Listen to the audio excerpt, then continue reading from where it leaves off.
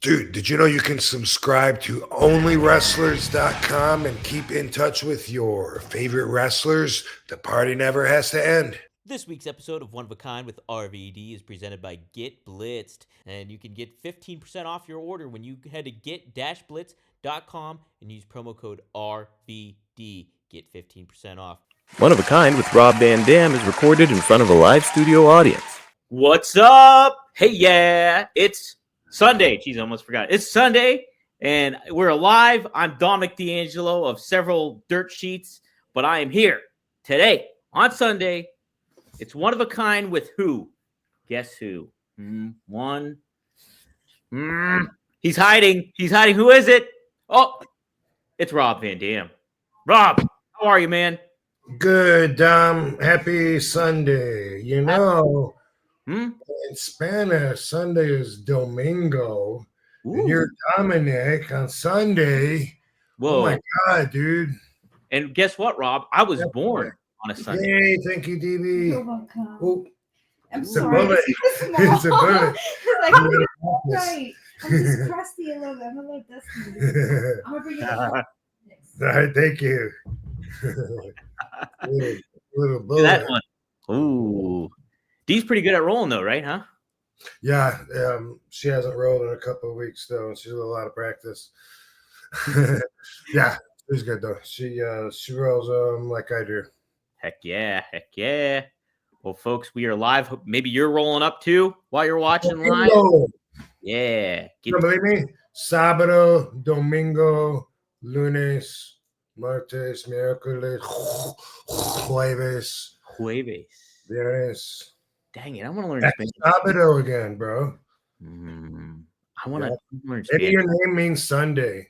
Maybe you're. So I know what my name means. It actually means of God.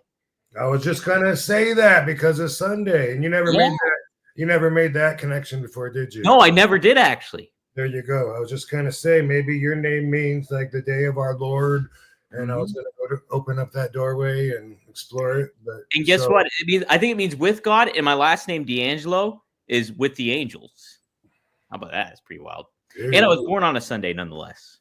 So pretty crazy. That's cool. I understand God doesn't let everybody party with his angels. You got to be like in a special club. So it's pretty cool. Hey, sweet. Well, let's all party down today. Guys, if you are ready, you can chime in with helps out with the super chat if you're so will, and I'll definitely get to your question if you do that. We got some regulars in here. Got to give some shout outs to some people like Maddie. He's always here. Triple E is in the house. Frankie always asks them damn good questions. We got Mouthpiece Murphy. I want to say hi to Venom Keller, too, who's a new person I haven't seen before, Baccarat. So shout out to all you guys and gals out there. We already have 1,500 people tuning in live, too. So nice. Yeah. Live on RVD's YouTube, live on rvdtv.com, and also live on Rob Van Dam's Twitter. So be sure to give everybody a follow and a shout out. Rob, what I wanted to do to start it off, it's been a couple weeks since we've done this, but I wanted to give people a little bit of a look-see at Only Wrestlers and the site itself. So let me add this to the stage. Let me make sure I have the right screen up first. All righty. Let's pull some stuff up here. Boom. Okay. Got to go back to the other window here. Boom. Boom. All right. Look at this. So we got some, it's Only Wrestlers. Go to onlywrestlers.com, and there's so many wrestlers on this page. There's 19 pages. Last week it was 18. Now we got 19 pages of wrestlers on here. So as you can see, we got RVD. He's a free subscription. Same with Katie. They're both free subscriptions when you sign on up. You can you set up an account like you do with any other thing and become a fan. Sabu's got a free subscription. We got Brian Cage, Charlie Hawk. Yeah, so what we've done with some of these, some of the free ones right now, I decided we're going to set them as free until those wrestlers sign in and take over the page, which those guys haven't done that yet. You know, they said, build the profile for me, give me the password. And then they said, I'll find time. So in the meantime, while they're not doing any content, then of course, we don't want to take anybody's money, you know. Yeah. So in the meantime, when they're ready to start doing it, then they can set their price, and then the people can stay or go that if they've signed up for free. But that was something we decided to do at first. Yeah, same thing with John Morrison. You know, Yep. he keeps saying, yeah, no, I'll get to it. And in the meantime, actually his was 50, so that's cool. Anyway, they, you know, a lot of the wrestlers are doing the content, right? So, you know, some question whether we're completely open and running yet, and we completely are.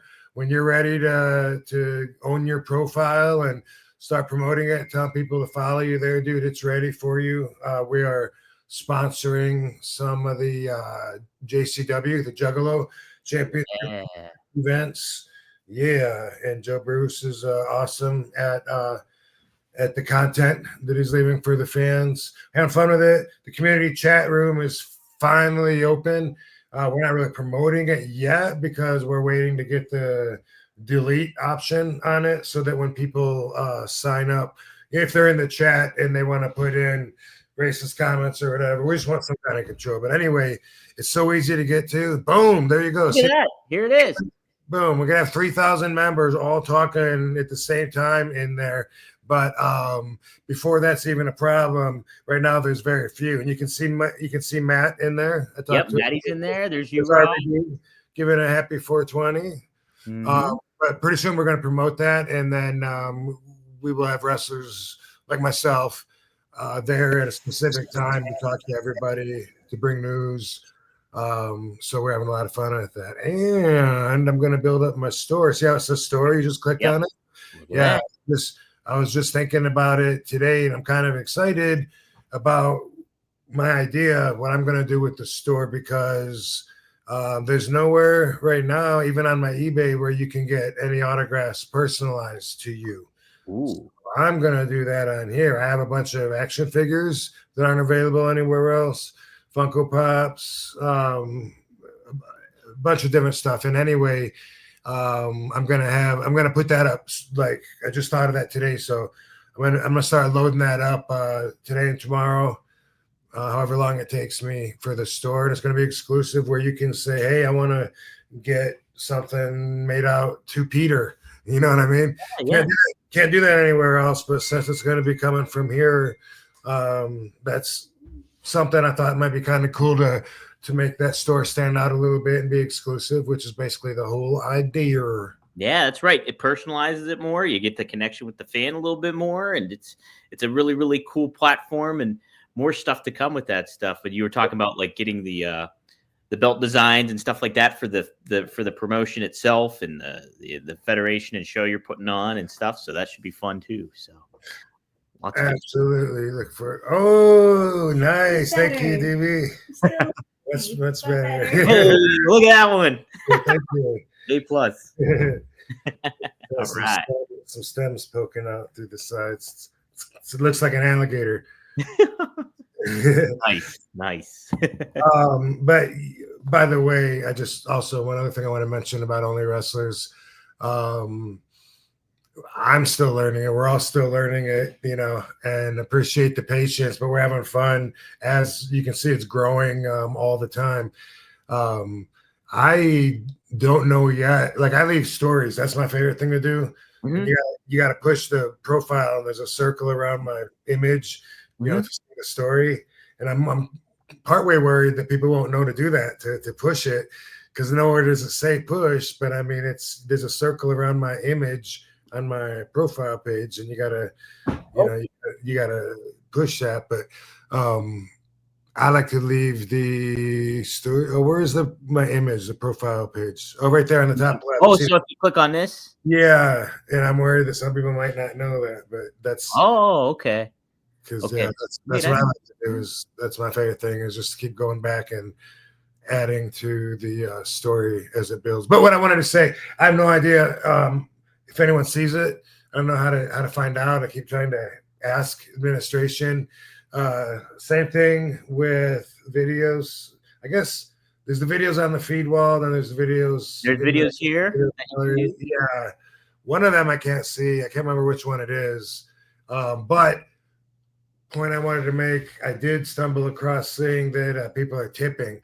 So you mentioned about the chats, the special chat or whatever. Yeah. It reminded me that I looked and I was like, whoa, people are actually like sending me money on here and Only Wrestler. So I just want to say I appreciate that. And I didn't really expect that, but that's really cool and makes me think that hopefully the people are really behind the project even more and want to support it. So very nice of you. And boom, we're going to grow and have so much fun. Hell yeah. It's a good start. And they're already cooking 19 pages of wrestlers. That's a really, really great accomplishment already. Because it's only been out for what, like a month now? That's it. Yeah, I think a little bit more. Yeah. Well, Columbus Day. Okay. So that was October 14th. A little bit more. A little bit more than a month, but that's great. Great So stuff. Yeah. And we're having, people wanting to meet with us that could possibly help us grow, like people like companies, not just individuals. And yeah, we'll see. But like I said, we're having a lot of fun with it. And the longer it's out there, the more people will hear about it, as long we're not going anywhere. So if you are curious, sign up for free, and follow my stories and the chat room, and then tell me what else to do on there, because as we grow together, I like to think that I'm gonna be visiting the app a lot more. Yeah, absolutely. Sign up right now, onlywrestlers.com. Get your account, get it ready, and start subscribing to some accounts you can already too, and see what's happening. So cool, good stuff. We already do have a super chat from Frankie. Thanks for the $2, Frankie. He says, who would be your Mount Rushmore of favorite opponents in ECW? So if you had to pick 4 opponents, Rob, for your favorite ones in ECW, who would they be? And I'm going to assume that's because you know that there are 4 presidents on Mount Rushmore. Yeah, that's right. Okay, so I'm going to say Sabu. Nice. Taz. Ooh, I like it. Sandman. All right. And if it's for me, I'm leaning towards Dreamer. I believe part of that equation was for my opponents or something like that, because I would want to put Raven up there, but I really didn't work with him a lot. Yeah.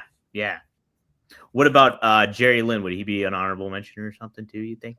He would be, but I think before him, I would put like the Gangsters, Okay. Yeah. Maybe Eliminators, just because I think of those guys as like always being there and being part of the structure. And then with Jerry, like he came in the last couple of years or whatever, and then I don't know really what he was doing outside of having great matches with me, as far as that goes, to make him stand out as a Mount Rushmore worthy. Oh, so you're coming from the angle of Mount Rushmore ECW-esque overall, and as my opponent. That's yeah. Mm-hmm. Okay, that makes sense. I see what you're getting at now. Okay, that's a good list then. Yeah, I like it, Rob. So Sabu, Taz, Sandman, and Dreamer, nice ones. That's a good foursome right there. There's a lot of honorable mentions, but if I had to pick 4 of what I would consider worthy and that were my opponents, that was that's what I would say, because I had a lot of great matches with all those guys, and of course a lot of other guys too. Hell yeah.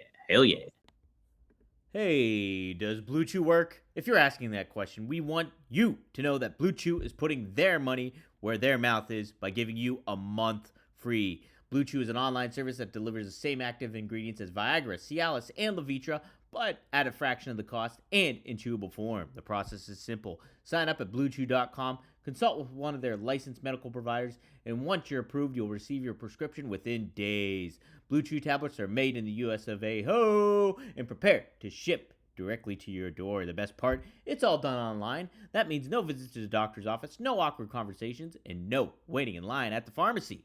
You can take them anytime, day or night, so you can plan ahead or be ready whenever an opportunity arises. You could be missing out on the best damn sex of your life.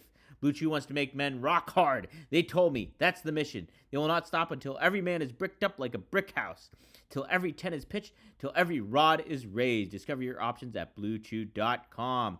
And we got a special deal for our audience. Try Blue Chew free. Just pay $5 shipping at checkout when you visit BlueChew.com. That's BlueChew.com to receive your first month free. Visit BlueChew.com for more details and important safety information. And we thank Blue Chew for sponsoring One of a Kind with RVD.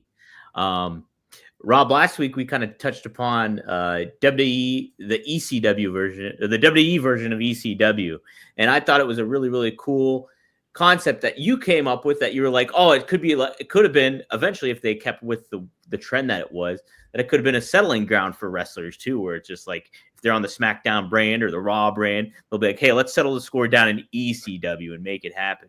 But I guess I kind of wanted to follow up with it too in regards to how it was kind of neat. And you mentioned this too last week, was that they were incorporating some wrestlers that were like outside of the ECW realm, from like a Hardcore Holly and stuff like that, that kind of fit in that vibe and that mode.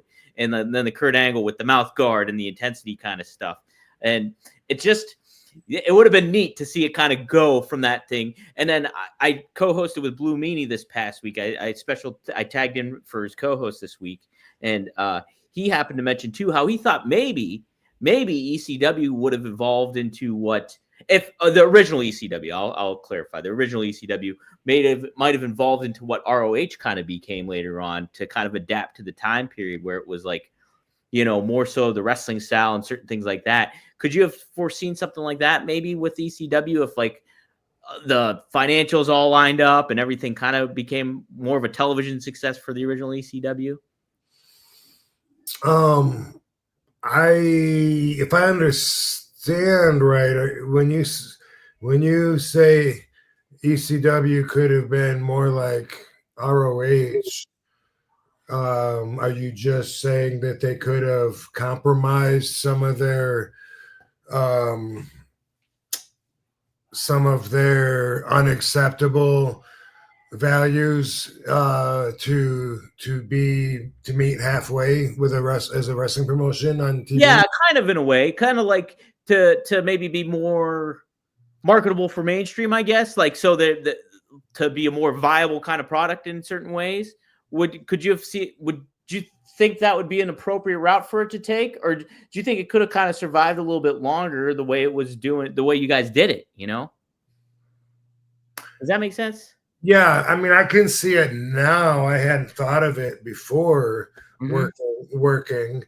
We would have hated all the compromise, because what made ECW so special was the very magic that they were taking away by adding rules. So first they said, Jerry used to say every show, ECW means anything goes. And so that's why it would have been really cool if that would have been like the court to settle disputes. Yeah. And when I first found out that they were, and it's, like you mentioned Bob Holly, and, some of those guys were great ECW wrestlers. They weren't in the original, but Paul knew that they would be very good, have what it took. And so there's those guys, but what bothered, and that was cool. What bothered me though was the guys that weren't even on ECW wrestling on ECW shows. Like that was nothing but poison in my mind, because all it was confusing. And I know like Matt Hardy and Kane, and I don't know who else. A lot of this was when they started doing this. Yeah. But I started hearing those guys were on. That's what I was thinking, was that'd be cool if you send guys to ECW, make an angle out of it, and then you got something special. Like they go there, beat the shit out of each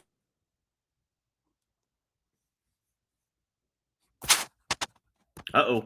I think Rob froze. Whoa, I thought you froze. Oh, maybe. I don't know. Which one of us froze, gang? You tell us in the chat. Well, we're both back, so okay.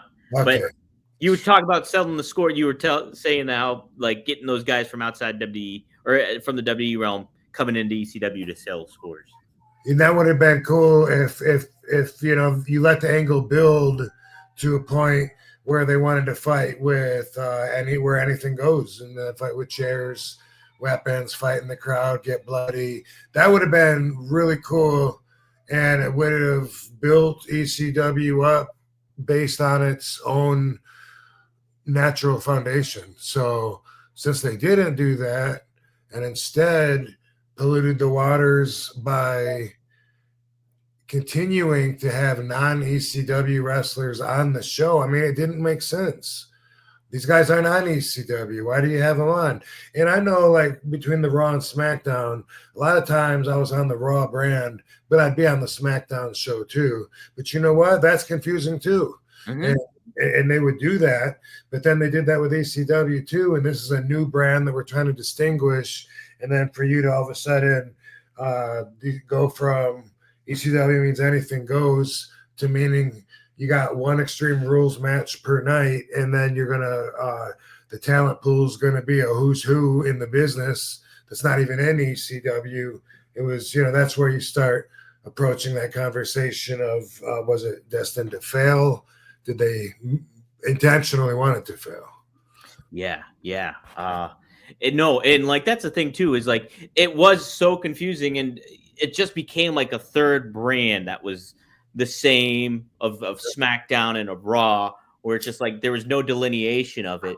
And like that was an ongoing problem with like, hey, okay, you have a draft, you do the WWE draft and whatever, and then there's still that crossover that happens and there's no distinguishing. It was very confusing, and I think it hurt the ECW brand. And plus, you'd bring in wrestlers, that were just outside of it, and okay, they're wrestling the same style that you would see on SmackDown or Raw or everything like that. And I thought it was neat that they would incorporate new guys, like they would introduce them in ECW as rookies and stuff like that. But I would have loved to see it make a little bit more sense. Like somebody like CM Punk getting introduced into ECW made sense if you wanted to build him up and kind of had him, get into that vibe or something like that. But it's just like they did it a little too weird, and it just didn't feel significant, I understand he went straight to locker room leader. That's what, you were saying. Yeah. Straight to he got drafted as a locker room leader for that. Yeah. So no, but I thought that was an interesting conversation. I did think ECW at the beginning had a lot of promise and stuff like that. That for the WWE aspect of it, and I was like, "Ooh, okay, there's might be something here." And it's a shame it didn't kind of work out. Meanie mentioned too, and maybe you said this too. I can't remember, but the ECW zombie was originally supposed to be an alien, but Sci-Fi said, "Well, no, an alien would shoot somebody with laser beams or something like that," and then they changed it to a zombie. Did you hear that story? I knew it was supposed to be a Martian, and they changed it to a zombie. I didn't hear anything about lasers. Uh-huh.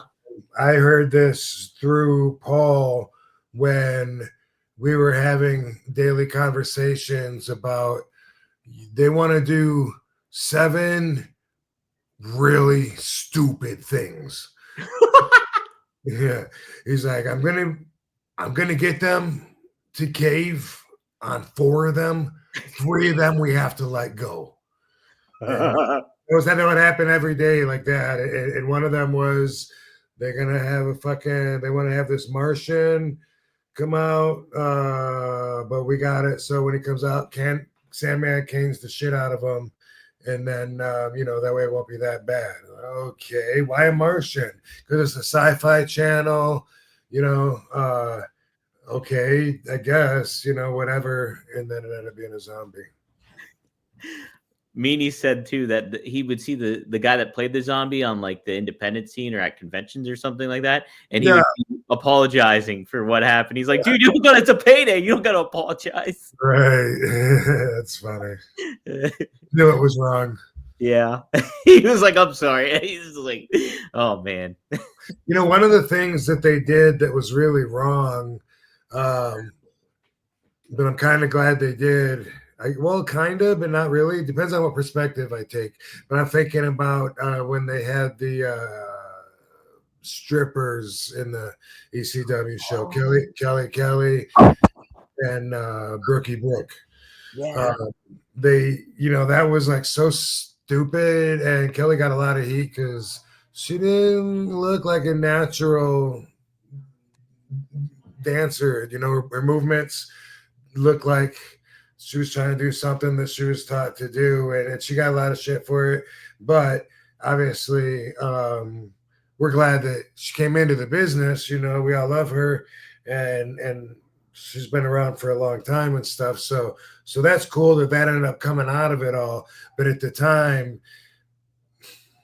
that was one of those things, you know, where like, really? So you're gonna open up and have these girls bouncing on their ass, low squat bouncing, and that's hardcore how? You know? Yeah, right. Yeah, that was a weird thing. I remember Mike Knox running out and covering Kelly up or whatever, or Yeah. like all that kind of thing going on. Yeah, there was some weird She was acts. like 18 or something. She was so young. Yeah, right. And it's Yeah. just like, and she's still such a fan favorite. I know when she would return, like I think she came out at one of the Royal Rumbles a couple years ago or something, and like just super popular still. So I think I trained with her a little bit before she did too. Like this is like me and Katie got in the ring with her. Yeah. Yeah. I was gonna do a comeback and just, you know, had her run the ropes and stuff. She's awesome. She's super cool. Everyone that knows her loves her.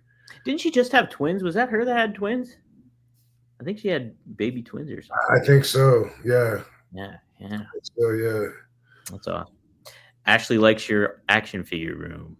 Heck yeah. Yeah, there's a lot going on in here. What's going on? Yeah. Speaking of, here's something I bet not too many people can say that they have. These are from All Japan. Whoa. Yeah, that's a pretty cool. That's Dr. Death, huh? Dr. Death. I got this guy. Oh, look at that. It's Stan Hansen. Damn. Yeah. Gary Albright. Yeah. And Boss Man here. Damn. Oh, look at that. That's badass. Yeah. And one more. Kamara. Oh, hell yeah. Yeah. I just came across those guys, and this isn't one of them. He doesn't go with them, but honorable mention Umaga. I thought this was cool when I was touring Jack's Toys one time, and they just gave it to me. So hell yeah. Those are sweet. Dang. Yeah, and those are definitely collector's items. I know All Japan too is such an overall great promotion in regards to like the history of the business, and obviously Giant Baba and the impact he's had. So it's pretty neat to have that kind of stuff. This bootleg RVD is actual proportionately actual size head. My head to body ratio. I like how they put the little yin yang on you too. Yeah. That's pretty funny. Jeez. Well, Rob, I wanted to get your thoughts too. Survivor Series was this yesterday. Oh shit, was it? Yeah, it was yesterday. So, and they didn't do. I was kind of surprised they didn't do any of the conventional Survivor Series matches. They did the War Games. So you know the WCW concept and everything with Dusty and stuff, and they did 2 matches of that. But I wanted to just get your thoughts overall. What did you like the Survivor Series kind of concept of a match and everything like that? I did as a fan. Did you steal my little bullet, Doobie? Where did that go? Oh, I see it. Never mind. Relax, everybody. As a fan, I remember that was something that we would really look forward to. Get together at somebody's house, you know, a bunch of us, and watch Survivor Series. And so, yeah, when I was a mark, I thought the 5 against 5 made sense to me. That was fucking compelling enough for me to buy a ticket. So yeah, it was pretty cool. And then as a wrestler doing it, sure, you know, I mean, my favorite matches were always single matches where I could be showcased and have the most control over the match. But then eventually, you know, the longer I was there, the more I learned the Tajiri philosophy was true. then the opposite would be true, and I would say, yeah, man, give me a 10-man match, because then maybe I'm only out there 30 seconds. Right. No. Bad thing at first. After a while, it would have been something to hope for, Yeah. I mean, that's how I look at it. If it's 5 against 5, I look at it as like, well, I'm a fifth of this match, but not really, because when you put the 5 against 5, there's so many combinations. You're way less than a fifth, but or whatever, depending on how much you do. But you get what I'm saying, though. That's how I always look at it from a participant. Is that's like a battle royal is my least favorite match, and that's because there's so many guys out there, that it's hard to imagine everyone's just looking at me. And that's the mindset that I have when I'm out there. So it's like it's kind of weird trying to keep busy and buying time, and fucking not my favorite match, the battle royal. Yeah, battle royals are. I mean, as a kid, I liked them, but then I just kind of understand that. All right, because it was like the elimination stuff was the fun aspect of those. It's like, oh man, who's gonna survive this? All these guys, who's gonna last?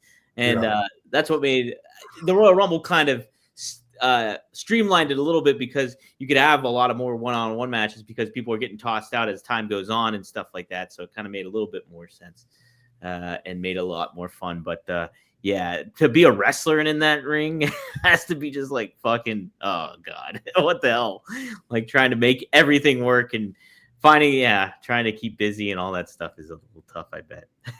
Yeah, and then also when there's a lot of guys in the ring, one of the last things you want to do is take a bump and be on the ground and get stepped on and shit. Right. Oh, jeez. Yeah. What else was I gonna? Oh, so here was a cool quote Kevin Nash actually did like a WWE retrospective video for the company, and they did like a YouTube, like a 20-minute video, and apparently he had a cool quote in here, and I kind of wanted to get. He talked about how. Let me try to find it here. Okay, so he talked about how it was Bret Hart who helped him really learn the main event style of WWE. He said my favorite match of my life. I think he was talking about maybe Survivor Series 95 when he fought Bret, but he said Bret really taught me that main event style. He was very, very giving. Everything he did was snug, but it was safe. Psychology was spot on. He was a perfect David to my Goliath. And it made me think, Rob, was there somebody that really helped you kind of when you got into WWE a little bit and kind of really got you assimilated to the WWE style of things, even though you were so like out of the box when it came to your wrestling style and like kind of groundbreaking in that? Does somebody help you? Does somebody stand out in that regard for you? Well, first off, that's a damn good question. Thanks. I don't think so. The only person that stands out to me as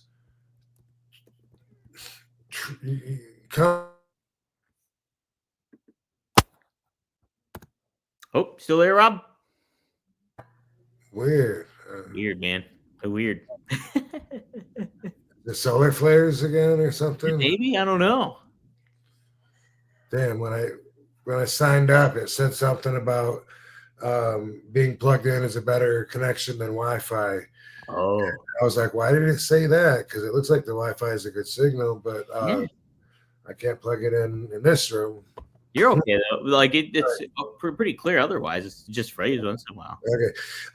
So what I was going to say was I forgot what I was talking about now. WWE style. You said you didn't think so, but yeah. So like in 2001 when I first was in WWE, a lot of times I'd be wrestling Chris Jericho, and he would come across like he's trying to be that guy, but I really didn't appreciate it at the times, and I gave it a lot of pushback and looked at it like it was competitive, Yeah. So for instance, wanting to do an RVD kind of move, like he wanted to do something in this match where I leapfrog and the guy goes under me and the two people like run into each other. and the guy on the apron and the guy that went under my leapfrog, boom, they run into each other, and then I run over and clothesline him out. And I was like, well, yeah, that's cool. So what I would do, I'd do a jumping spin kick instead of a leapfrog. Boom, he ducks that, and then that way he doesn't have to just like run into like a Keystone Cop, like we'll put it anyway. Whatever I had, he'd be like, yeah, like they like to keep things simple here. And I was like, what do you mean? That's simple as fuck. That's just my style. That's how I'm just replacing a wrestling move with an RVD move. Yeah, I get what you're doing, but like Vince likes it to be like easier for people to, and I was just like, what the fuck, man? That's how I took it. Yeah. So he's the only one that comes across like that, and he did do that a few times. I've talked about it over the years in interviews about how when I got frustrated, he was part of it. When I got frustrated with the politics and with the adapting to the WWE style, there was a time when he and I were wrestling each other, and then I think it was Kane, I could be wrong, that was coming down, and he was gonna hit us with a chair, like both our heads. Mm-hmm. And some agent was like, "You guys come up with it." And so, man, it was like such a struggle for me because he was like, I think like I should be going to suplex you, so like I'm behind you, and that way our heads are together when when he hits, and he was just trying to make himself look better, like I'm getting the upper hand, like I'm about to suplex you, and then bam, he cracks his heads.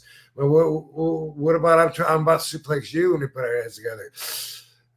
No, I think it would make more sense. Like I don't go to the top rope, like if you went up the top rope, like for a moonsault, and like I pushed you or something, boom. And then I went up, and got you like I was going to suplex you, boom. And I'm like, actually, since you're going over, I should be underneath you. That way, when we fall back, he hits us, but then you got the pin. I think it'd be more natural if like you were up there, and then after we both got hit, I could go to one side, and then you could like maybe I could like bounce off the ropes or something. That way, when you go down, I end up on top of you. I was just like pulling my hair out. That's literally that. I'm not even.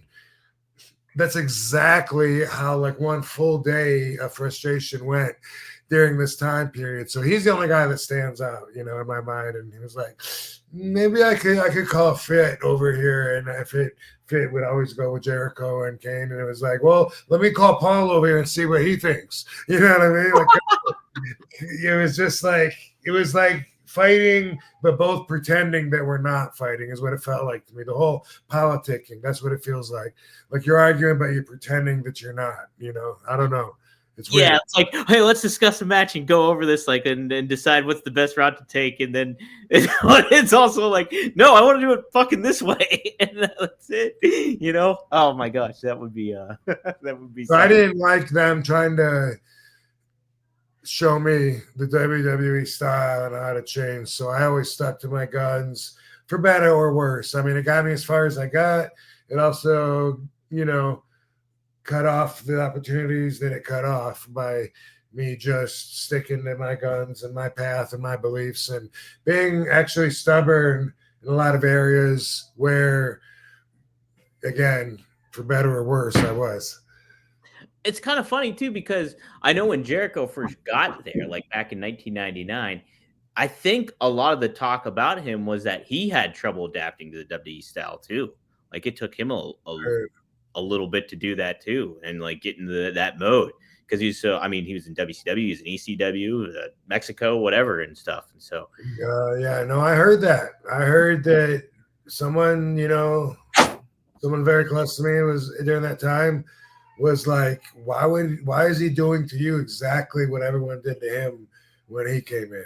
And it's like, that's kind of what the business is. It's the hierarchy, it's the fraternity where you just like college kids or something, you haze the guys coming in, and they got to pay their dues. And then when they get enough seniority to get a little respect, they do the same thing to new recruits. And it's one of those kind of cycles I do believe.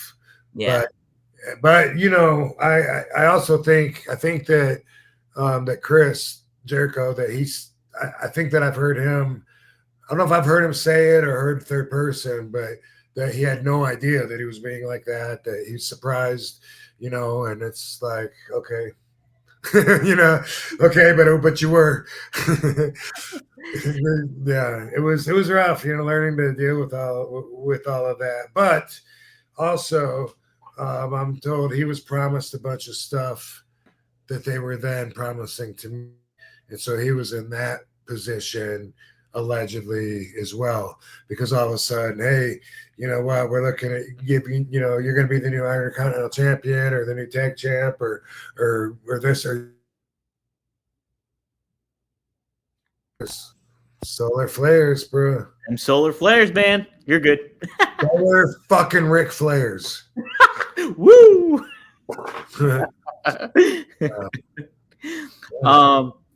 Kyle Z does add too. I don't know if this is accurate or not, but he says Chris claims he was told by the office to teach RVD how to work. He claims he was in the same role as X-Pac was with Chris. So that's kind of interesting. There you go. How about that? What else was he going to say? Oh, when it comes to you kind of not liking that, adapting to the style and kind of still doing your own thing to your detriment, did you kind of find, though, in a certain way that maybe WWE, you kind of changed a little bit of the style with WWE? Absolutely. Yeah. After going to WWE, everybody changes somewhat. And it's in a way where what you're doing means more. It's a lot. It's a different pace. It's selling. It's reacting. It's actually savoring the moments instead of, taking a Canadian Destroyer, standing up, taking a super kick, standing up, taking a pile driver, popping back up, taking a DDT, and for some reason staying down, or getting up, spearing the other guy, and then for some reason going back to selling. Like that's what outside of WWE, what you do. You don't sell. You don't understand the mainstream mentality of reaching everyone and pulling their emotions in. And until you learn that, you're not going to be as big of a star. Yeah. And it does make sense to like take in the moments and stuff like that. You can really see WWE trying to make a really more concerted effort in a lot of ways, making those moments feel like big time. When I was watching Survivor Series, it was all about the War Games match and the bloodline and the moments that they were taking, tension between them and CM Punk, Roman Reigns' face, all that kind of stuff. And it's like that obviously elevates the game when it comes into play and stuff like that. And it's a pretty interesting thing to kind of think about how wrestling is portrayed. So there's definitely, and it's neat to get your guys' perspective, the wrestlers, of how the WWE style is different from what it is outside of that company too. So I remember when I was going back to WWE in 2013 after being gone for a while, and I was wrestling on an indie show in Albany, New York, somewhere around there. And Sammy Callahan was the local, one of the fan favorites there. He'd been on a good run having shows there. And everyone knew he was going to WWE. And so this was going to be his last match before he went to WWE. And then he was going to wrestle me. And then at the last second, like a few weeks before the show, all of a sudden I'm going back to WWE too. And so I kind of felt like, taking a little bit of his thunder or whatever. But soon as we met and started like talking, kind of shit you like doing, and soon we started talking a little bit about the business, I was like, wow. Wow, like I can't believe like we're on two different planets, dude. Like I was like, when you go to WWE, they are going to change you so much. I'm not going to do it though. I'm going to let them do it. I don't want to try and teach you everything they're going to teach you today. You know what I mean? I'm just here to have a match, but wow, they're going to, and it was a lot to do with like I always talk about, like everyone has their realm, and no selling and a lot of stuff that that a lot of stuff that's okay on the indie scene by their standards, but not in the big time. Yeah, yeah, and it is very different, and how wrestlers, I'm sure, kind of handle everything too is different. Like from what I've heard from numerous people how kind of particular and almost neurotic Sami Zayn can be when it comes to like how his matches go and how things can get booked and stuff like that. And I don't want to certainly put on any, I can't confirm or deny any of that, but it's just like it's just, I think that's you get all those types of things and how you're on people are on different wavelengths and everything like that. It's what it speaks to, I think. So yeah, one time we were both. Why are we both at the ECW? I don't know, but for whatever, for one of the shows, I think, I don't know, it could have been my birthday show last year when I got the banner up in it. Maybe it was, but Yay! right. Yay! What's up? It's wizard time. Let's ho go. ho ho! Hey, Hey. what's up, Hey, guys? y'all. What's up? Everybody. Hey, Whoa. Go follow Lena. well, Lena, Time. are you on Only Wrestlers, Lena, or Oh where- no, I am Yes, I do. on YouTube though. You can follow me at Lena Bearney on YouTube. Lena And Bearmy? Okay. check out I Wizard lost my Time. DD. It's wizard It's time. Wizard Time. Hey. Yay! Sweet. Christmas Love you, Gamer. Save our wizards. That's awesome. Found it. That's fantastic. Good Yeah. Christmas came early, I guys. work at ECW Arena, and they have a bar now, which they didn't used to have. And I was sitting there, and I don't know what show it was, sometime in the last 3-4 years or whatever. But anyway, I had a drink with Sammy, and he was telling me that night that I was just telling you about was like one of the pivotal matches in his career where he learned a lot, where I taught him a lot. And I was like, really? Like, I had no idea. For some reason, we're talking about mine. I think I was talking about the Danny Crockett match, and I was just saying that's one of those matches where, you know, like it elevated me. I learned so much, this and that. And he said, I don't know if you know that, Rob, but you were like that for me. And I was totally floored by it, surprised, because I didn't think he understood my perspective at all. Like I said, I thought we were on two different planets. But I mean, we had a good match. But I just mean, you know, going into it, you know, like when I wrestled Teddy Hart, and I'm like, I know he must have been so disappointed, because in his mind, I'm sure he wanted to do, you know, I'll do a triple flip, you know, and then land on the floor, and you do a split leg moonsault off the stage onto the glass onto me, and you know, like Teddy's very talented, but you know, whenever I see his highlight reels and stuff, I'm always like, man, that's almost too much to absorb. But it's awesome because he's good at his acrobats and stuff like that, you know, as crazy as he is. And so, but anyway, my point is another example of indie wrestling and the values of that compared to big time. Yeah, yeah. Man, that's cool though. It's just like, because it's neat, because like you learn from somebody like Danny Crockett, and then in the same turn, someone like Sami Zayn learns from you, and it just again carries on that legacy. Kind of what we were talking about. Was it last week or a couple weeks ago? Either way, it's just a really fascinating business, and I love that about wrestling. I think it's awesome. I think it's awesome. Hey, I wanted to do a little something. So speaking of some of these younger wrestlers that were, you know, kind of came the next generation after you, I found a few pictures of wrestlers that were younger. And you were talking about this a couple weeks ago, how like it was like you'd see Liv Morgan in the crowd as a kid, and she'd be high-fiving like another star or something like that.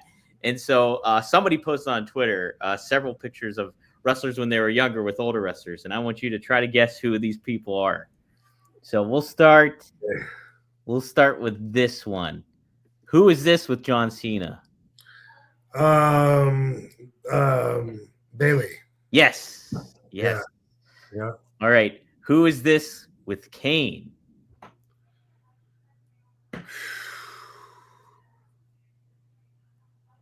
Oh shit. You like her. We've talked about her a couple times. Okay. Damn, she looks familiar. Mm-hmm. Um, Nobody in the chat sheet.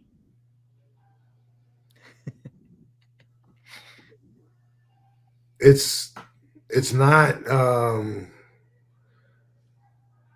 No, it's definitely not Thea. Nope. I was thinking that too, but no, it isn't. Do you want me to give you a hint? Yeah. She's the boss.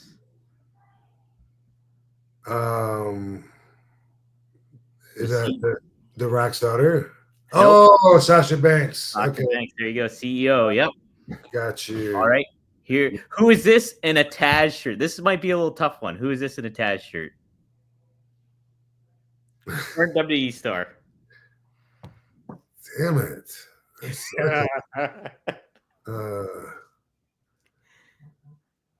He looks familiar too. He's Irish.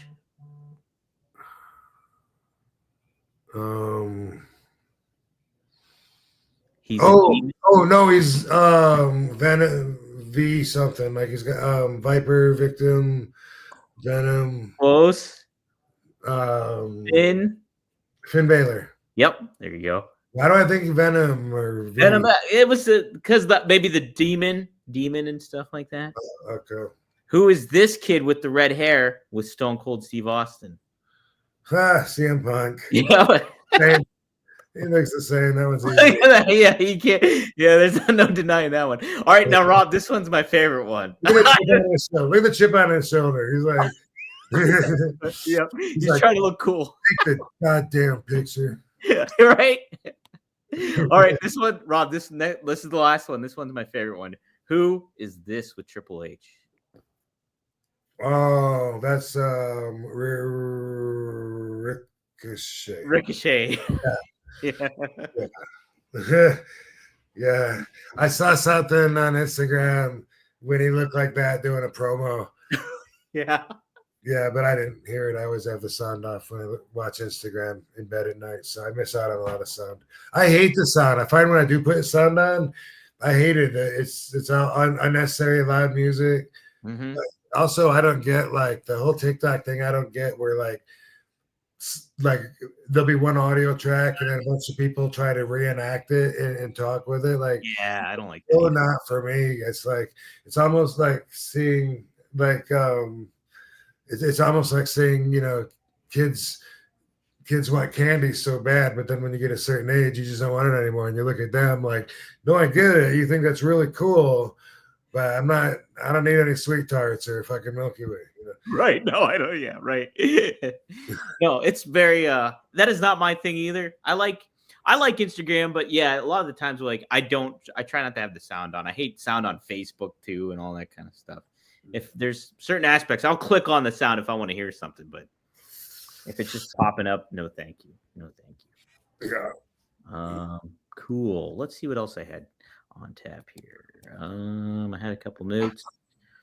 One wrong. What? Out of the guessing the young wrestlers, I think I got one wrong. Yeah, that was it. And not bad. Yeah, not too bad. Mercedes was a tough one though, because it does take a little bit. But yeah, something that I wanted to touch upon too was AEW and GCW.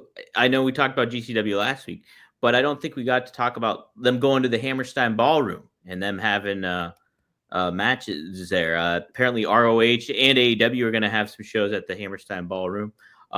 What did you personally like working at the Hammerstein Ballroom? Did you like it as a venue? And obviously with One Night Stand, it's one thing, but right. No, I loved it as a venue. It was so cool the way that the people feel like they're in close to you because of the balcony and it going, more straight up with the second floor. As opposed, was there a third floor? There might have been balcony seats above that. But either way, if you compare that to, let's say, bleacher seating, the higher up the people are, the further away they are from you. So in a place like this, they're much closer because everyone's in, and it feels like they're just surrounding you. The energy feels great, and I used to, when I would go out back from the dressing room, I would go out the back door to smoke. Not just me, you know. I don't want to drop any names. Sabu. Who? What?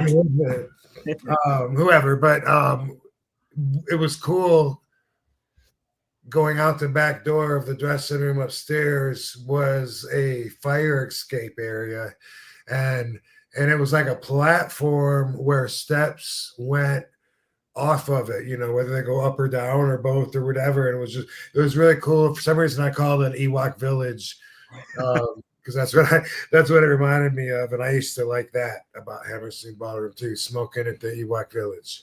Yeah, that's sweet. No, I've never been there. I would love to see how the atmosphere is there and stuff like that. Because I mean, I associate it most with the one night stand and all that stuff, because that was like just the height of like you winning the championship and the environment and just to getting embraced like that. And I thought it's such a really, really cool venue. So yeah, and it was cool back in the day because it is anchored to a time period where the New York fans had a lot of lust in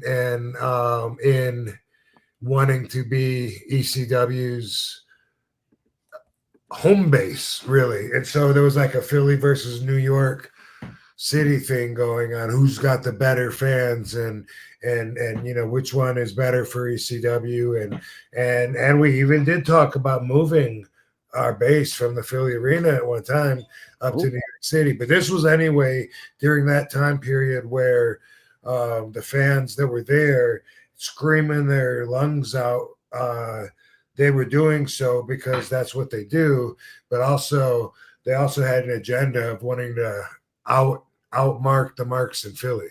Yeah, man, yeah, that East Coast vibe too, where it's just like, hey, it's such this whole area is just a big sports town in general, but like those are big wrestling cities, New York, Philadelphia, and everything like that. So you have that really combining and button heads and stuff. So that's pretty cool too back in the day.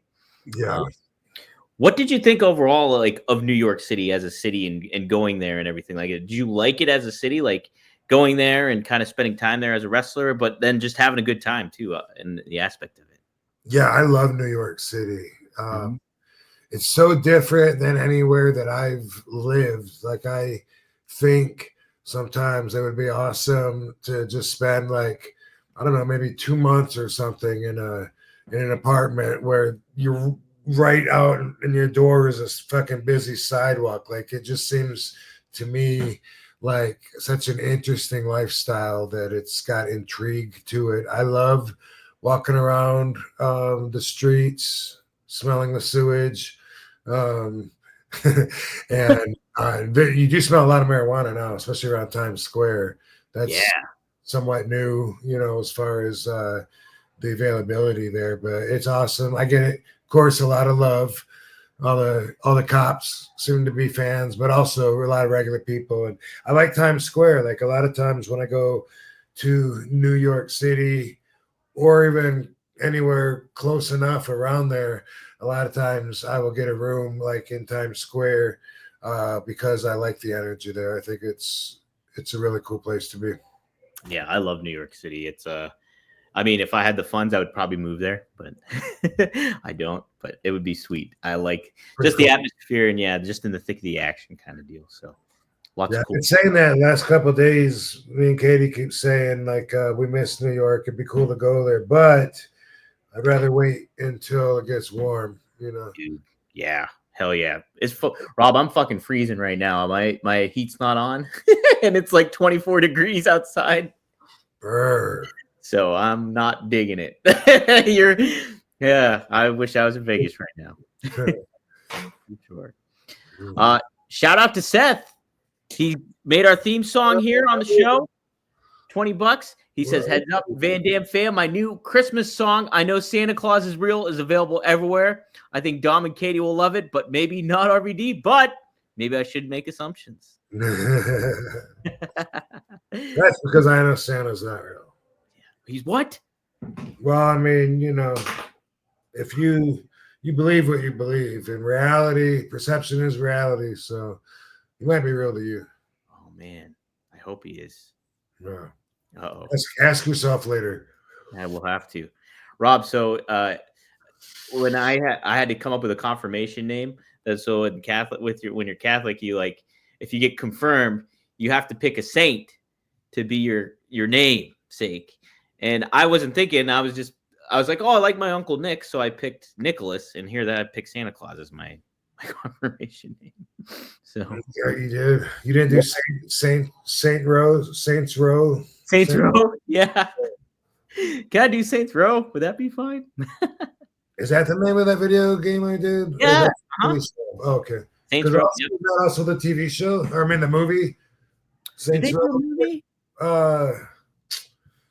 Yeah, it's a movie too. Oh, Because it's Irish, two Irish dudes, but one of them was in assault on VA 33. That's Boondock Saints. Yes, thank you. Yes, That's what I'm trying to say. Yes, because isn't the one guy? He's a Daryl in what's it fucking Walking Dead? He's Daryl in Walking Dead too, I think. Okay, I believe you. And William Defoe's in it too. He's in Boondock Saints. Yeah. Hey, Jeremy Shaw, congrats to him, starting a really exciting new job Friday at Allegiant Stadium as a hiring coordinator for the region. Been a rough year, so hoping some magic RVD Zen to ensure it all goes smoothly. Allegiant Stadium, that's where the Raiders play there, Rob. So that's pretty cool. It's right in your home base. Yeah, fucking A, man. That's a pretty cool job, working in biggest arena in Las Vegas. Lots of excitement. Yeah, pretty damn neat. Pretty damn cool. Yeah, I have was it there or was it the mobile arena? No, it was there. I've been there once and it was you wouldn't you wouldn't believe what it was for, but it was for Beyonce concert. What? Yeah. I went with Katie and D and I didn't really enjoy it that much, but but I just went to go and that's the only time I've been to the Allegiant Stadium. But now we got a friend there. We'll go there all the time. Heck yeah. So how did you deal with it? Because I know you're not a big fan like the live atmosphere concert stuff like that and going through it. Like, did you just kind of hang out? Did you go like to the concourse and kind of chill out or something? Or were you I don't know. We had like some weird like VIP section, but we think that we were supposed to be somewhere else that was better. Mm-hmm. And I can't remember what the mix up was or whatever. I just remember like watching Katie and D have fun, so that was cool. Yeah, that's a good aspect. Sing and everything, but at the same time, I'm wondering, like what makes people, want to sing the words to a song that they know the word to with the person that they first heard sing it, that's like yards away from us. Like what makes it so fun about singing that with them that they buy a ticket, I start studying it, like what is that? Like how does that release dopamine in the brain? But I didn't do it though. I wasn't singing. You weren't singing along. Did you hear all about the show, the movie Wicked, coming out? It's like it's the Wizard of Oz musical basically. And they like people are talking about how everybody's singing during the show, like sing along during the movie. I would go fucking nuts if somebody was singing while I'm trying to watch a movie. But if they're really enjoying it or whatever, maybe not. If you get scared about them. Yeah, if you get into it, I guess maybe it's something different. I don't know. I would just I want to hear these people sing. If I'm here to watch a movie, I don't want to hear you singing. I want to hear them sing. Right. Freshly Wild chimes in. He says, I want an RVD bong for Christmas. Well, hey, Freshly Wild, let me tell you, you can go to rvd420.com and get your own from Greek Glass. I can't point right, but Rob can. Go up there, rvd420.com. I have a couple of the images here available and at the ready, so you can check it out. Boom, look at that. Whoa. Boom. Look at that. Look at that. And then look at that. Boom. Yeah. Then there's plenty more too you can check out. There's a lot of new other accessories and stuff that they make. They do a great job, high quality glassware, and it's really, really cool product. So be sure to check it out. Go to rvd420.com and get your own there. A little Christmas gift for yourself. Having a Black Friday special, and also they're going to be in Las Vegas at MJ BizCon next week. So, and myself, I'll be there at their booth. Not all week, but some of it. And a party on the 5th at Hardin, a dispensary here in Las Vegas. Greek Glass is hosting said party with RVD. So I will be seeing those guys and definitely seeing those bongs. How about that? Get your one. I don't know what the discount is. I know I retweeted, I think 20% off or something. You're exactly right. It's 20% off. So go to rvd420.com and it's 20% off site wide. And there's so many different, there's like, you got 9 different RVD glass products on there. So check it out. There's some really, really cool ones. The RVD Swiss tube. Hey, baby. Hey. Hey, y'all. What's up? Hey, everybody. You heading out, Katie? You doing something tonight? Yeah, we're filming TikToks. Oh, nice. Hell yeah. Yeah. That's great. Yeah, we're filming some stuff, so I'm going to be posting it on my Only Wrestlers. Ooh, check it out. Yeah. Yes. OnlyWrestlers.com. Sign on up now. Get it You out. already know me. I'm Katie Forbes, Rob's wife, and I'm a wrestler too. And my profile is free on Only Wrestlers. Yeah, you can follow Katie. Where can they follow you on socials too, Katie? And on social, on Instagram, Katie Forbes, the number 4 real. And then on X, you can follow me at the Katie Forbes. Do it to it, guys. Do it to it. Heck yeah. Everybody knows. And this is Barbie. That's Barbie. What a crew. Hey. Triple threat. I dig it. Our family. Yeah. Gotta do the scoop out of that. We'll get it. Good stuff. And by the way, Dee had this shirt on here today. Really? Nice. She was wearing that. Heck yeah. When you got home from the gym? Yeah. That's awesome. That's awesome. Yeah, guys. You can we keep getting kicked off. Solar flares. Solar Ric Flairs. Solar Ric Flairs popping in here, baby. How do you even see the camera? It's like a weed film that comes over my lungs and eyeballs when I walk into this room. That makes sense. Camera. Heck yeah. That's sweet. Cool. That's good stuff. Yeah, guys, check out onlywrestlers.com. Sign on up today. Get your account ready and subscribe to Katie, subscribe to Rob, and get stuff cooking. There's Lovey too. Dang. Hey, Lovey. Yay, Lovey. True. Look at Lovey. Oh my gosh. She's good at the camera too, Lovey is. Yeah. She's looking back. Why are you being silly? She watches TV. Yeah.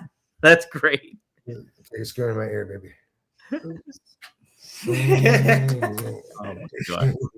What a cutie. Man. Yeah. I got a couple things. I got a couple things to open up. Yeah, do it to it. Heck yeah. I got a package from Mass several weeks ago, Muscle Sport Science. We looked for the footage, couldn't find it. My friend John Drake, who runs Muscle and Sport Science, that sends me these, wanted to see the video after I told him that I opened it on the podcast. And I'm not sure where it was. But, I mentioned he's always sent me supplements like for the longest time. And anyway, he sent me some more. So I'm here with my letter opener. Holy shit. Look at that one. Yeah. Okay. Let's see what he sent me because adaptogen. This is awesome. This is something I've taken for so long. It's got melatonin. It's got tribulus terrestrius, and I think yohimbe in it, and some other stuff too. Adaptogen. But thank you, John. Mass. Look it up, Muscle and Sports Science, but mass.com should get you there. And they have all kinds of sports supplements. We've talked about doing an RVD protein actually before a couple times. But, throwing the idea around, what can we do to make it different or whatever. But good guy down in Athens, Georgia. Good friend of Dango's as well. I also got this huge box here. And this has been waiting because I forgot to open it last week. But it's from the WWE. And I think that I know what it is, but I won't know until I look in there. But it should be my Hall of Fame ring.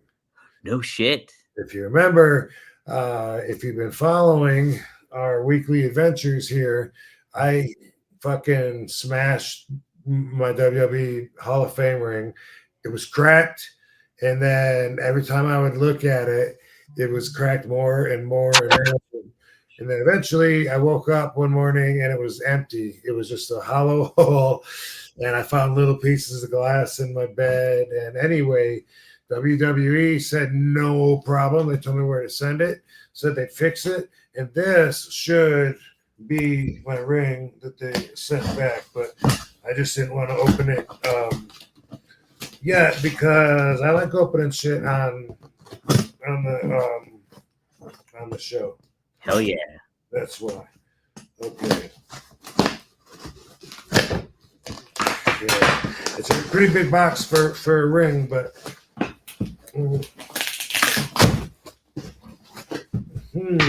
What could it be? a little more letter opening action required here. Fucking horror film. Oops. Oh, what a live stream that would be. It is not my action figure. Oh. Wait.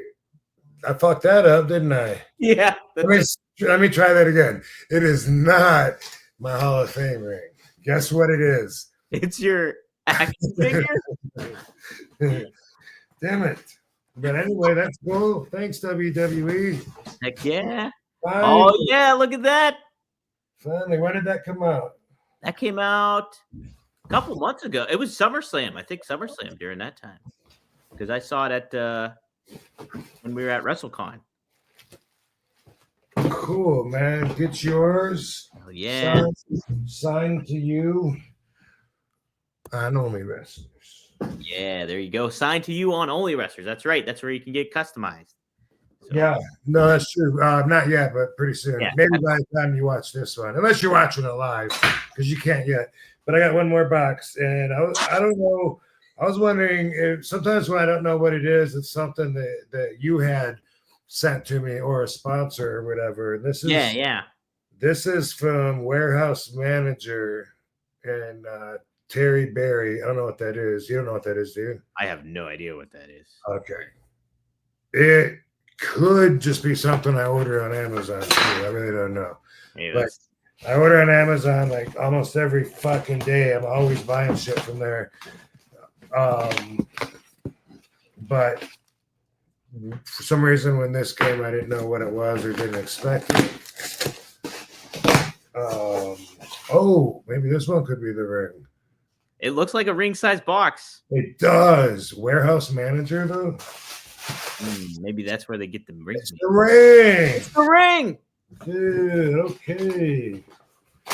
Yay. Now I gotta find the other one.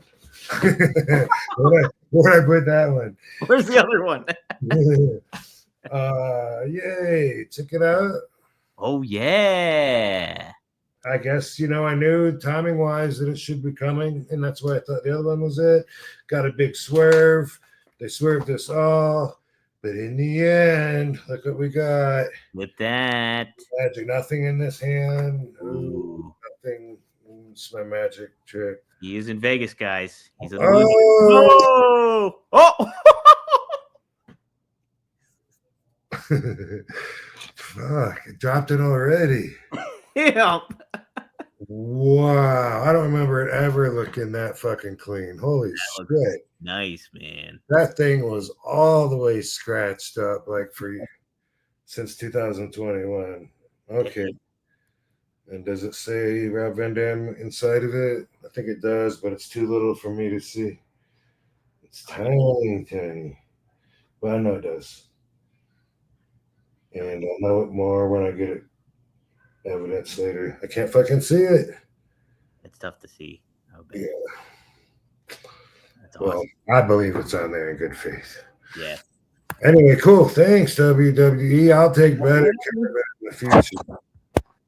Action Yeah. figures and Hall of Fame rings. Now I can have it for my appearances next week at MJ BizCon at Las Vegas at the Great Glass booth. Heck yeah. Heck yeah. Back, guys, you can see the new ring too with Rob. Back in business. Yes. In business. I missed it. I missed you, buddy. All right. Anybody Nice. else? Look at that fucking. Jesus. I would definitely cut my arm off, like doing. Use that as a letter opener. It saves time. Yeah. I would be in trouble. That I'm not that coordinated to use that stuff. Guys, we do have another sponsor today too, and that is Via. So let me do the ad read for Via here. I put it's a holiday special. Speaking of which, boom.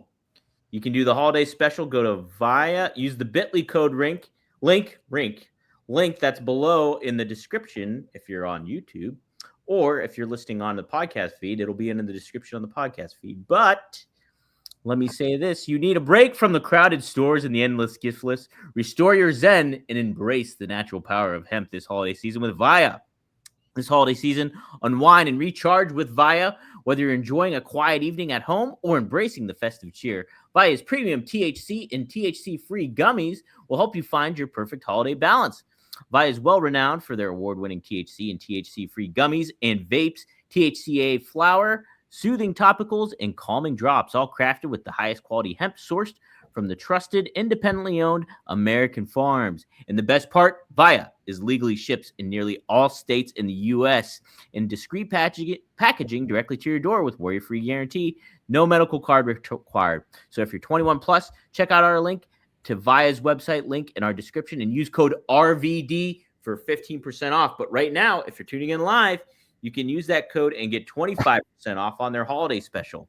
I am not attuned with the THC as well as RVD is, but I do like the CBD. And you froze. I froze what? No. Dang it. What I do like, though, is the Flow State CBD. You can check that out. That's the one I really like. But they have a lot of different ones that you can choose from. So be sure this holiday season, gift yourself some peace of mind. If you're 21 plus, check out the link to Via in our description and use code RVD to receive 15% off, but right now 25% off. After your purchase, they ask you where you heard about them. Please support our show and tell them that One of a Kind with RVD sent you this holiday season. Enhance your everyday with Via. So there you go, guys. It's a great product. I really do enjoy it. I also enjoy Get Blitzed. That's Mickey Ray Sinatra and Courtney out of Maryland. You can go to get-blitz.com, use promo code RVD and get 15% off. I have the blue raspberry in my cupboard, but I know a lot of the wrestlers during WrestleMania last year, it was a popular item that was going around WrestleCon. So be sure to check it out. There's blue raz, there's key lime pie, there's tiger blood. So some good, cool flavors. Really neat packaging too. So check it out. And it's very, very effective. I tried it. So I can speak to that for sure. So shout out to Mickey Ray and Courtney. Get-blitz.com, promo code RVD. All right. Rob, don't know if we have almost 10,000 people again tuning in. So this is great. Nice. So yeah. What's up, everybody? What's up, gang? What is up, gang? Let's see if there's any other questions that got asked too. Oh, did I cover everything? Yes, I did. I did cover everything on that. But yeah, people are. Oh, Maureen says that We share the same birthday, Rob Van Dam. I'll be thinking of you on the 18th if I don't catch up before then. Have a spliffing birthday. Just woke up briefly, now back to sleep. Almost 3 a.m. where she's at. Well, how about that? Yeah, where the hell is this? She's in London? Yeah, must be 3 a.m. Yeah, five hours ahead or something like that. So damn. Well, cool. Yeah, that's right. I got a birthday coming up. I fucking haven't really had my mind on it, but I'm not a big holiday guy, you know. So usually it's not like a huge deal. Sometimes I'm just by myself, and I will be this year too because I think Katie's visiting family.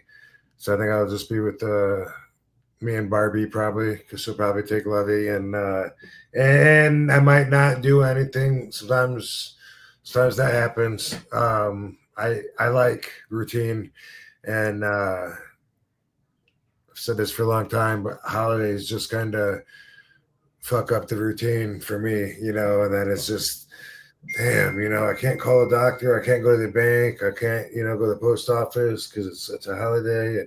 But you know, regular people deserve it. You guys work hard. It's just that for me, like every day is like a holiday. So the really, really special days of celebrating don't mean as much to me because I celebrate every day. And what's the word? I indulge in in enjoyment and celebration every day. So I don't need to be like, well, it is a weekend. It is after 5 o'clock. I mean, that's not me. Kind of live by my own rules. And so, you know, holidays I think are, especially certain holidays like Christmas and stuff, I think it's great for kids. I'll donate mine to the kids. There you go. And same with my birthday too. Whatever, you know. Yeah. Good to still be alive, you know, but you know, I'll try to do something, but I usually don't. December 18th, that's a hell of a wrestling birthday day, too. Yes, You, Stone Cold, right? And then Yeah. I think there's somebody else. Too. Trish Stratus. Trish Stratus? Damn. Man. Yeah. Every year we call each other or text each other at least once a year, and that's I bet you can guess when that is. But also outside of the business is Steven Spielberg, Christina Aguilera, Brad Pitt, I think.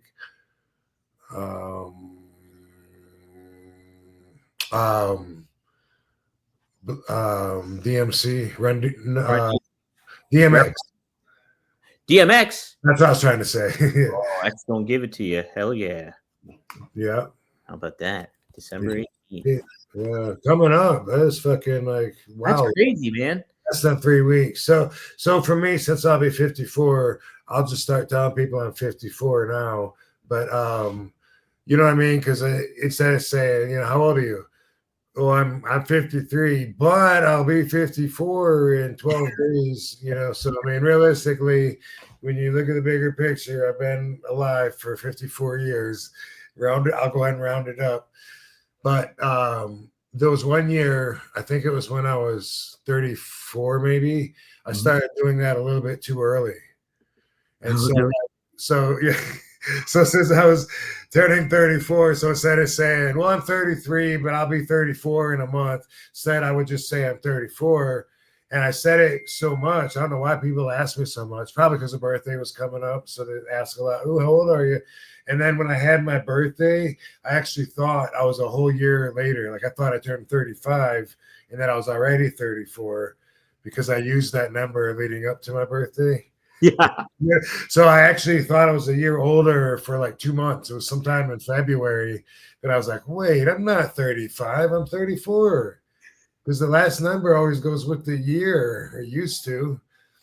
But yeah, like 2024, I'll turn 54. That's how it always goes. 25, I'll turn 55, and so forth. Oh, so I'm like that.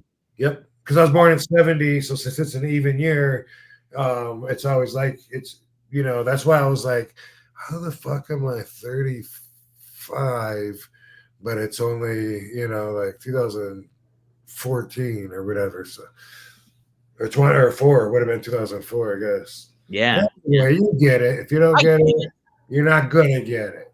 Mm-hmm. Yeah, I was born in 85, so this is coming up 2025. I'll be 40, the big 40. So how about that? You know. Mm-hmm. Shoot, what else was I gonna say? There's one more thing I was gonna add. I forgot though. Well, Rob, do you have any RVDology that you'd like to share or anything like that? Or we can get the heck on out of here. It's up to you. Yeah, I forgot we were doing this episode until I got the text from you right before. So I wanted to be prepared with an RVDology, but I'm really not. But I am just conscious of the days are getting shorter. It's getting colder out. Fucking not as much light for us to cling to for a few weeks. So cling to each other or be nice to each other.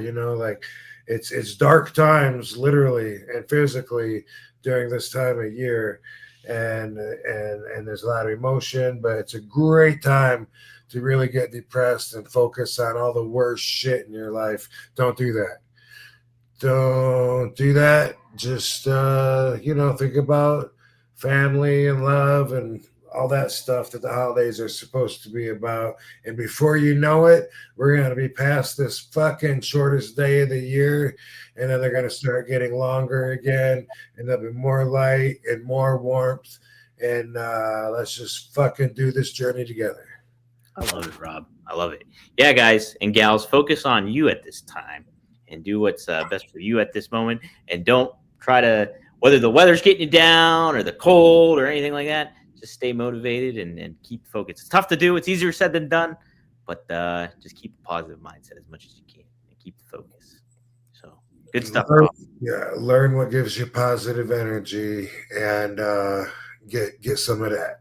Absolutely. And guys, you can get some more stuff too. Like Rob said, go to 1tsport.com. We have a Black Friday sale going on right now. You can get 20% off that RVD t-shirt, or hey, that RVD crew neck. I'm going to get myself one of those because I'm fucking freezing right now. So go to 1tsport.com and use code Black Friday. Tomorrow, though, starting on Monday, I'm going to give you a heads up. This is an exclusive.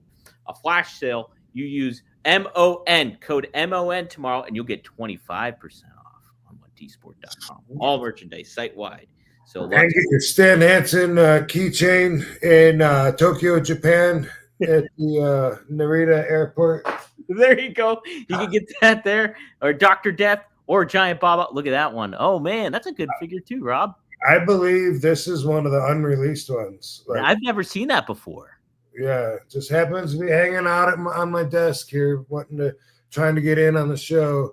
But yeah, I just thought I would show that for that fact, because it's like, what the fuck? They made this and then decided not to mass produce it, or they pulled it, or what? I don't know. But I have three. But one of them, 3 that have been pulled or didn't get mass produced. But one of them is the Japanese flag one, which you guys know about, and I have that. We'll have that out of the package. I also have it in the package. But this one, I like the outfit. Cause see the thumbs on my stomach? Like, oh, yeah, that's sweet. Yeah. Now, did Joe Holland make that attire too? Actually, yeah. Yep. And I like the real outfit. Yeah. I remember the star in the nunchucks. That's badass. I didn't notice that till I just put it up on the camera. Anyway, you can't get this one of a kind, two of a kind RVD action figure, but don't be hating on mine. That's it. Don't do it, guys. Don't do it. But definitely get yourself an RVD action. Damn. Look at that. That's sweet. Right? Man, they should have released that figure, Rob. The hell? This is so old. It's from Jax. Oh, it's a Jax one. I would say 2010, 11. Yeah, that's about right. Because I think Mattel bought or started with WWE back in like 2011 or 2012 2010 or something like that. So that's an older figure. I thought it was a Mattel one. How about that? Crazy. Craziness. Well, it's been a crazy, fun episode. Good to do it on a Sunday. We'll be back next week. I think we're planning maybe Friday, right? Is Friday gonna work? Probably. I think Friday's gonna work fine. Yep. Okay, cool. So be on the lookout for Friday coming up here, and stay warm. Have a good time with your friends and family, and focus on you guys. Focus on you. And hey, thanks again to that man over there, Mr. Rob Van Dam. Appreciate it, Van Dam fam. Y'all have a great week. Thank you, Dom. Thank you, Rob. All right, guys. We'll see you next week here on One of a Kind with RB. Be yourself, unless you can be RVD, of course. But Right. otherwise, be yourself. Just be yourself or RBD.